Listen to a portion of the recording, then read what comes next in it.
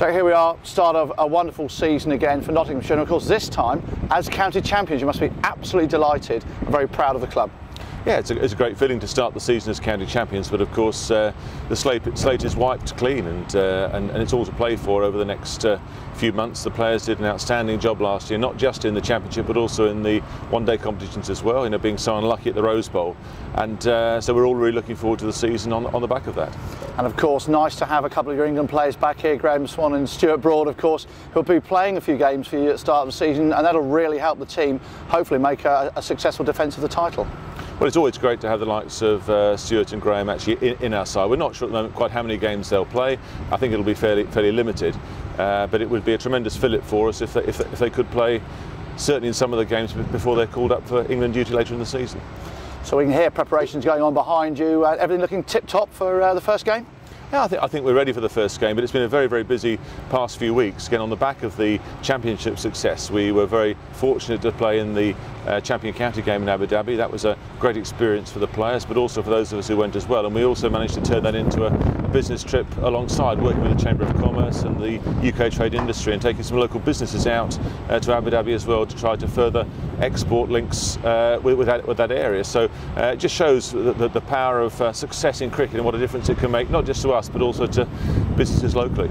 Cricket itself, of course, on the back of the England's Ashes win over the winter, and probably a disappointing World Cup, but obviously you've been in Abu Dhabi.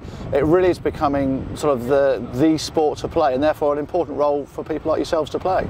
Oh yes, I think we have a very important part to play locally and hopefully globally as well. You know, we regard Trent Bridge as being a global brand, and you know, we have a very important summer ahead, not just on the field but off it as well, and we'll be, you know, bidding for the remaining test matches that are available between 2013 and 2016. So it's a very important few months for us as well. Of course, you mentioned Abu Dhabi. There's just one question that you might have had some feedback from some of the players. Under lights with a pink ball. How did they cope? Well, how did you cope? Yes, it was really good to be part of that experiment with the MCC. I don't think they had any real problems in seeing the actual pink ball itself. I think that was very successful. But I think on the first day, looking back, it was a combination of the new pink ball, a wicket that was quite conducive to seam bowling, and being under lights. That combination was quite tough to cope with. But I think what it did give them was some really competitive cricket pre-season, and we'll see whether or not that pays dividends in the weeks ahead. Looks like all the players are raring to go. A few have got sort of what's left of suntans, if you like, but it's going to be an exciting summer, and of course all forms of cricket as well as county champions, the CB40 and the 2020 to play in, so hopefully some big crowds here.